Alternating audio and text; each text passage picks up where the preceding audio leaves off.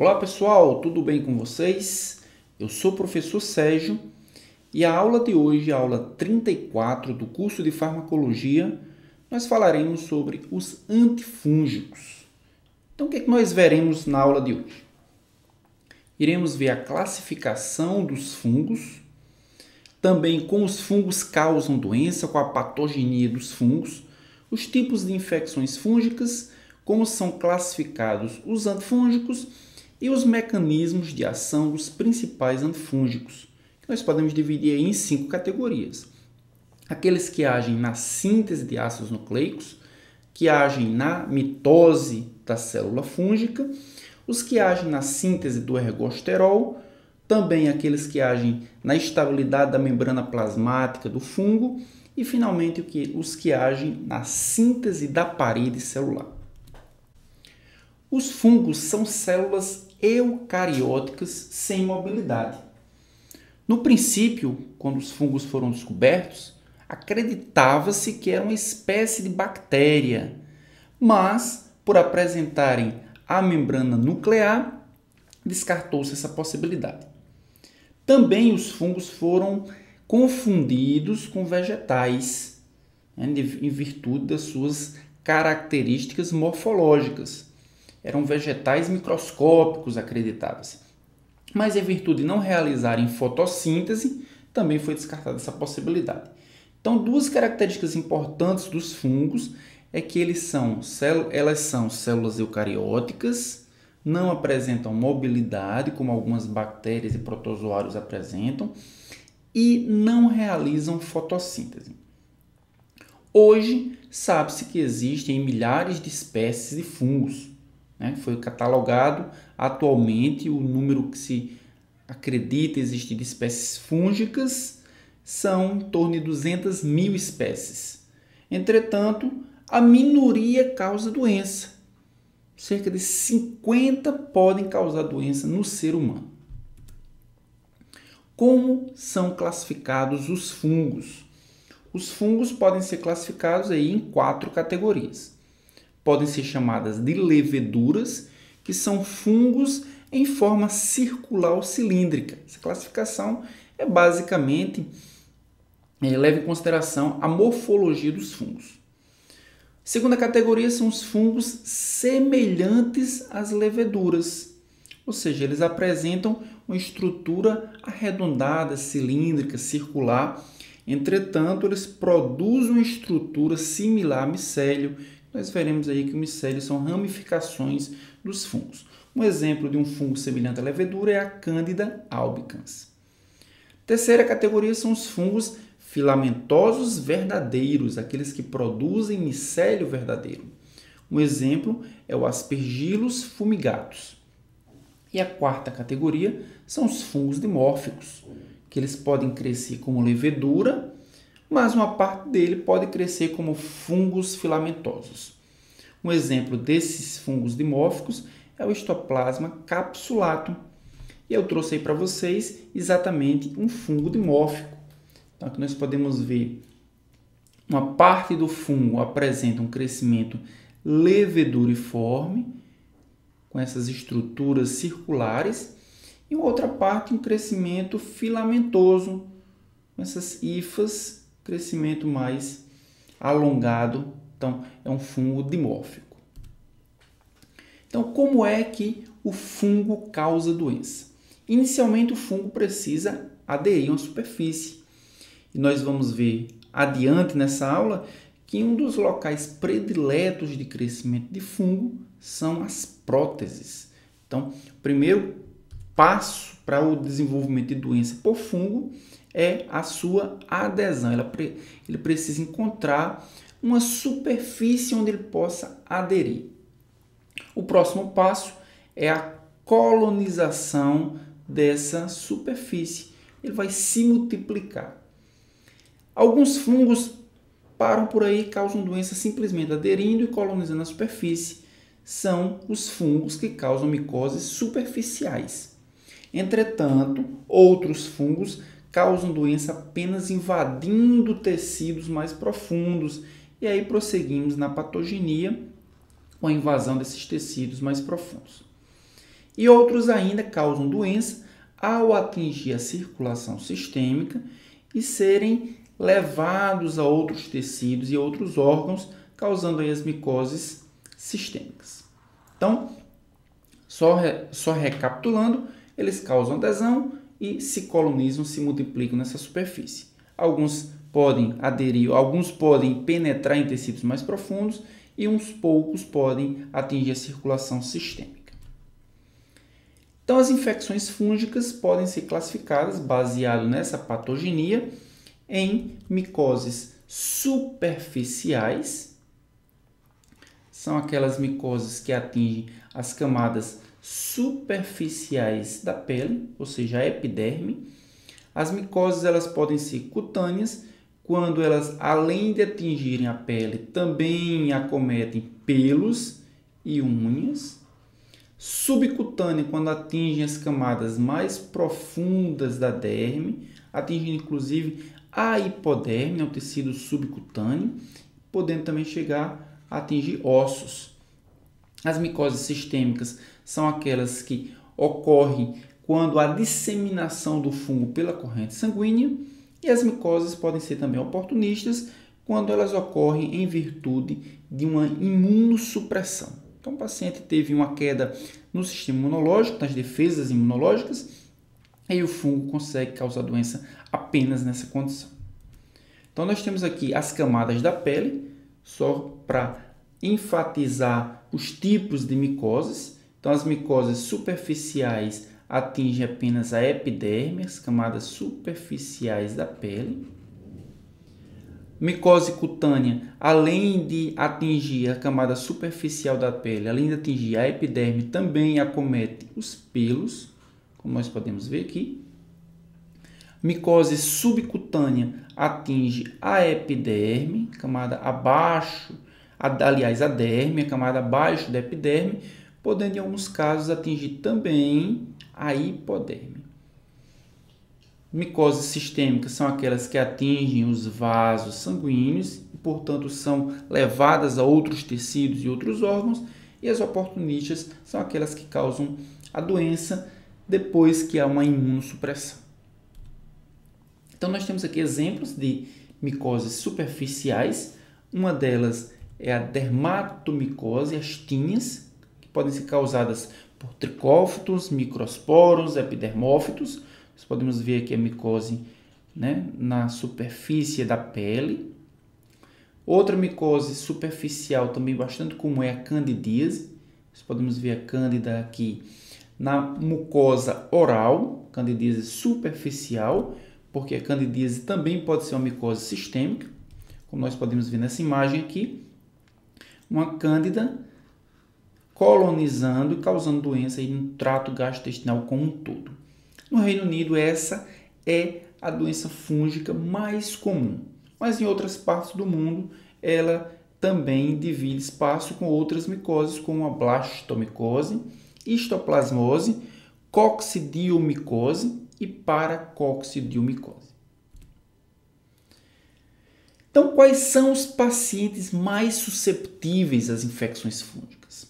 Os pacientes que estão em UTI são um grupo de pacientes que são mais susceptíveis a infecções fúngicas, uma vez que eles são acometidos de doenças que causam uma imunossupressão. A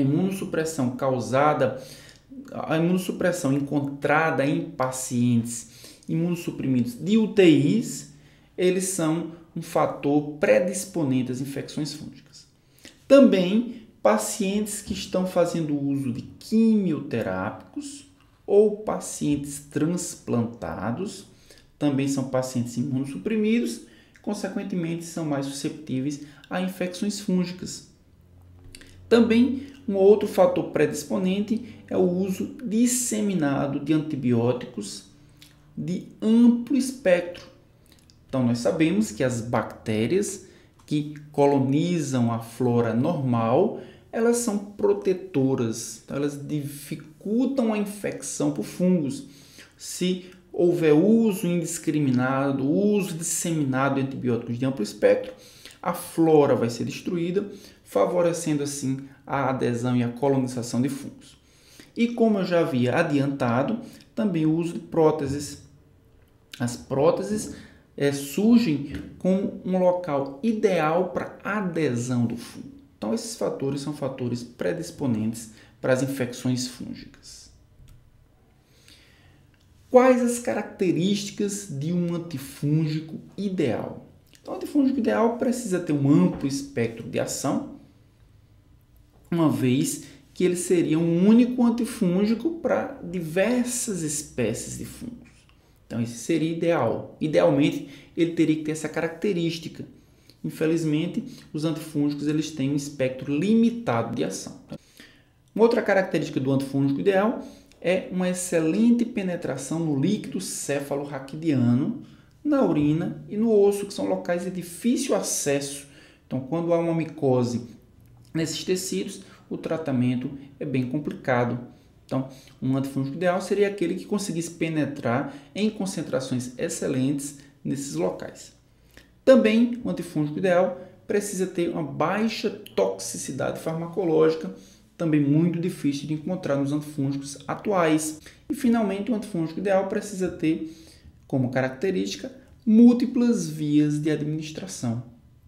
Então, muitos dos antifúngicos atuais, eles são administrados ou por via parenteral, ou por via tópica, ou por via oral, mas idealmente ele deveria ter múltiplas vias de administração. Bem, os antifúngicos, a gente vai ver mais adiante, eles podem ser divididos em antifúngicos naturais e antifúngicos sintéticos. Os naturais são aqueles produzidos por micro-organismos vivos e sintéticos são aqueles produzidos em laboratório. Os primeiros antifúngicos eles eram eminentemente naturais, eles foram descobertos baseado no estudo de micro-organismos que produziam substâncias para inibir o crescimento de outros fungos, de outros micro-organismos, no caso aqui de fungos. A partir do estudo da estrutura desses antifúngicos foram desenvolvidos outros antifúngicos, esses produzidos em laboratório. Os primeiros foram descobertos na década de 50, a griseofulvina e a anfotericina B, são dois antifúngicos naturais. Levou-se aí aproximadamente 20 anos para os próximos antifúngicos surgirem no mercado. A flucitosina, miconazol e clotrimazol são antifúngicos sintéticos. Novamente, levou mais aí cerca de 10 anos para surgir os próximos antifúngicos. A amorofina, econazol, o miconazol na sua versão intravenosa, já que o miconazol foi descoberto ali próximo da década de 70, e o cetoconazol, que talvez seja o antifúngico mais utilizado da história. O cetoconazol é um antifúngico extremamente popular.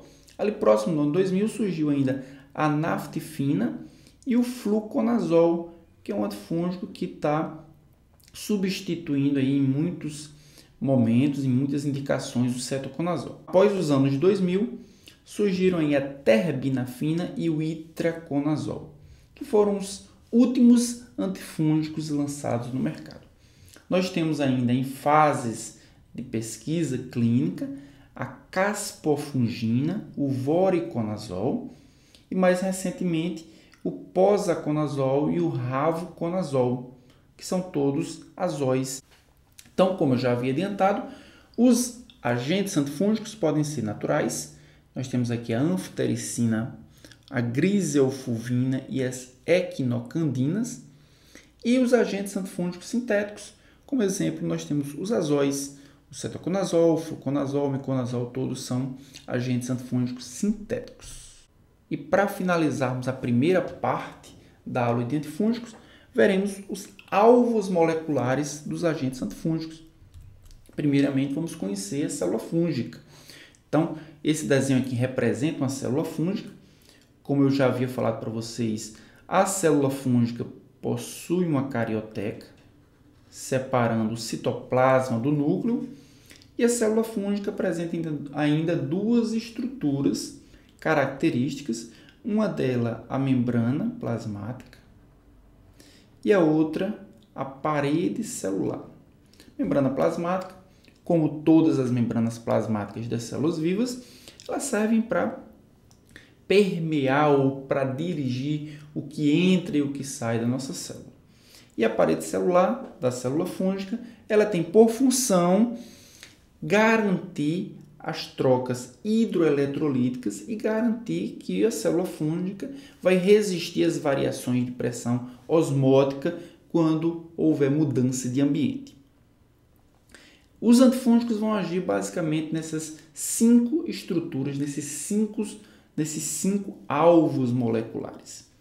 Primeiro, nós podemos ver que os antifúngicos alioamina, benzilamina, imidazóis e triazóis, eles vão agir no retículo endoplasmático, que é o local onde há síntese de ergosterol. Mas o que é o ergosterol? Nós veremos com mais detalhes à frente nessa aula. Mas eu posso adiantar que o ergosterol é um tipo de colesterol encontrado na membrana plasmática das células e que garante que a membrana plasmática da célula ela seja rígida. Então, garanta a rigidez da membrana plasmática. Então, esses fármacos inibindo a síntese do ergosterol, eles vão produzir um distúrbio na membrana plasmática que provocará a sua destruição. Aqui embaixo nós temos um fármaco que age no fuso mitótico. Nós veremos mais adiante, mas o fuso mitótico ele tem por função garantir que aquela célula fúngica ela possa se dividir, uma divisão celular adequada. Então, a griselfulvina vai agir no fuso mitótico, inibindo aí que haja formação desse fuso. Também a flucitosina é um exemplo de antifúngico que vai inibir a síntese de DNA, assim como a inibição do fuso mitótico pela griselfulvina, a flucitosina vai diminuir a possibilidade dessa célula fúngica se dividir. Nós temos também os antifúngicos polienos, como por exemplo a anfotericina B, que age na membrana plasmática, dificultando ou desestabilizando aí a membrana plasmática. E as equinocandinas, que agem diretamente na parede celular da célula fúngica. Então, esses são os 5 alvos moleculares dos antifúngicos.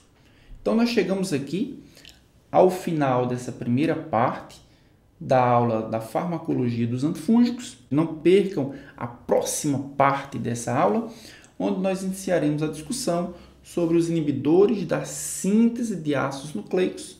Um exemplo deles é a flucitosina. Então, até lá!